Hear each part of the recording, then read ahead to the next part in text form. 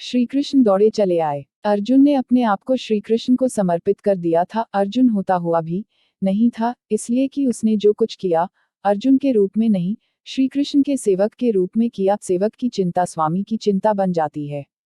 अर्जुन का युद्ध अपने ही पुत्र बब्रुवाहन के साथ हो गया, जिसने अर्जुन का सिर धड़ से अलग कर दिया और कृष्ण दौड़े चले आए। उनके प्रिय सखा और भक्त के प्राण जो संकट में पड़ गए थे।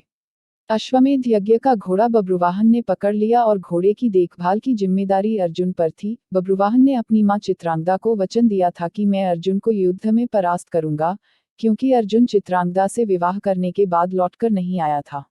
और इसी बीच चित्रांगदा ने बब्रुवाहन को जन्म दिया था। चित्रांगदा अर्जुन से नाराज थी और उसने अपने पुत्र को यह तो कह दिया था कि अर्जुन को परास्त करना है, लेकिन यह नहीं बताया था कि अर्जुन ही तुम्हारा पिता है। और बब्रुवाहन मन में अर्जुन को परास्त करने का संकल्प लिए ही बड़ा हुआ। शस्त्र विद्या सीखी, कामाख्या देवी से दिव्य बाण भी प्राप्त किया अर्जुन के वध के लिए। और अब बब्रुवाहन ने अश्वमेध के अश्व को पकड़ लिया तो अर्जुन से युद्ध अस्वयंभावी हो गया। भीम को बब्रुवाहन ने मूर्छित कर दिया और फिर अर्जुन और बब्रुवाहन का भीषण संग्राम हुआ। अर्जुन को परास्त कर पाना जब असंभव लगा तो बब्रुवाहन ने कामाख्या देवी से प्राप्त हुए दिव्य बाण का उपयोग कर अर्जुन का सिर धड़ से अलग कर दिया। श्रीकृष्ण को पता था कि क्या होने वाला है, और जो कृष्ण को पता था वही हो गया। वे द्वारिका से भागे भागे चले आए। दाऊ को कह दिया, देर हो गई तो बहुत देर हो जाएगी, जा रहा हूं। कुंती विलाप करने लगी, भाई विलाप करने लगे। अर्जुन पांडवों का बल था, आधार था, लेकिन जब अर्जुन ही न रहा तो जीने का क्या लाभ। मां ने कहा, बेटा तुमने बीच मझधार में यह धोखा क्यों दिया।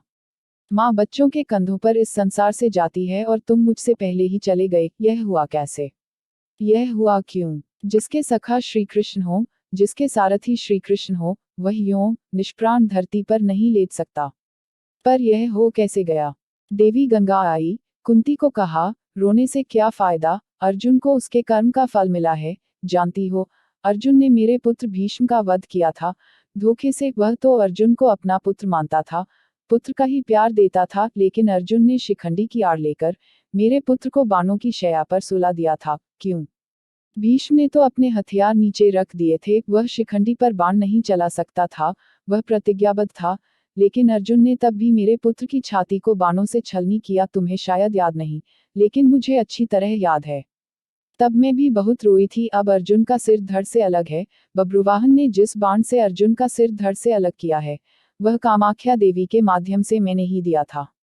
अर्जुन को परास्त कर पाना बब्रुवाहन के लिए कठिन था। आखिर उसने मेरे ही बाण का प्रयोग किया और मैंने अपना प्रतिशोध ले लिया। अब क्यों रोती हो कुंती। अर्जुन ने मेरे पुत्र का वध किया था और अब उसी के पुत्र ने उसका वध किया है। अब रोने से क्या लाभ। जैसा उसने किया वैसा ही पाया। मैंने अपना प्रतिशोध ले लिया। और प्रतिशोध शब्द भगवान श्री कृष्ण ने सुन लिया, हैरान हुए। अर्जुन का सिर धड़ से अलग था और गंगा मैया, भीष्म की मां, अर्जुन का सिर धड़ से अलग किए जाने को अपने प्रतिशोध की पूर्ति बता रही हैं। श्री कृष्ण सहन नहीं कर सके। एक नजर भर अर्जुन के शरीर को, बुआ कुंती को, पांडु पुत्रों को देखा, बब्रुवाहन और चित्रांगदा को भी देखा। कहा, गंगा मैया आप किससे प्रतिशोध की बात कर रही हैं। बुआ कुंती से, अर्जुन से, या फिर एक मां से।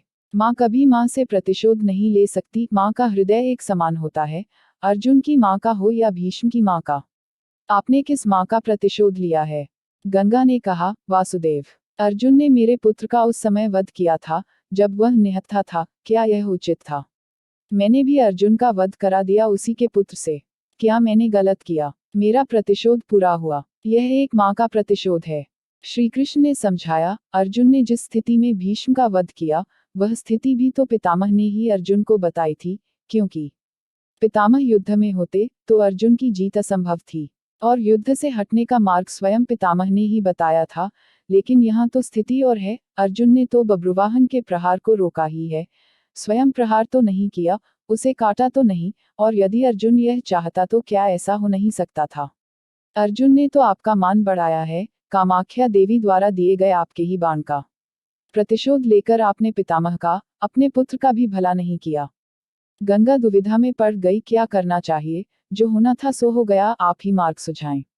श्री कृष्ण ने कहा, आपकी प्रतिज्ञा पूरी हो गई, उपाय तो किया ही जा सकता है। जो प्रतिज्ञा आपने की वह पूरी हो गई, जो प्रतिज्ञा पूरी हो गई तो अब उसे वापस भी लिया जा सकता है। यदि आप चाहें तो क्या नहीं हो सकता। कोई रास्ता तो निकाला ही जा सकता है। गंगा की समझ में बात आ गई और माँ गंगा ने अर्जुन का सिर धड़ से जोड़ने का मार्ग सुझा दिया। यह कृष्ण के तर्कों का कमाल था, जिस पर श्री कृष्ण की कृपा हो, जिसने अपने आप को श्री कृष्ण को सौंप रखा हो, अपनी चिंताएं सौंप दी हो, अपना जीवन सौंप दिया हो, अपना सर्वस्व सौंप दिया हो, उसकी रक्षा के लिए श्री कृष्ण बिना बुलाए चले आते हैं। द्वारिका से चलने पर दाव ने कहा था, कान्हा, अब अर्जुन और उसके पुत्र के बीच युद्ध है, कौरवों के साथ नहीं, फिर क्यों जा रहे हो? तो कृष्ण ने कहा था, दाव, अर्जुन को पता नहीं कि वह जिससे युद्ध कर रहा है वह उसका पुत्र है, इसलिए अनर्थ हो जाएगा, और मैं अर्जुन को अकेला नहीं छोड़ सकता। भगवान और भक्त का नाता ही ऐसा है, दोनों में दूरी नहीं होती, और जब भक्त के प्राण संकट में हो तो भगवान चुप नहीं बैठ सकते।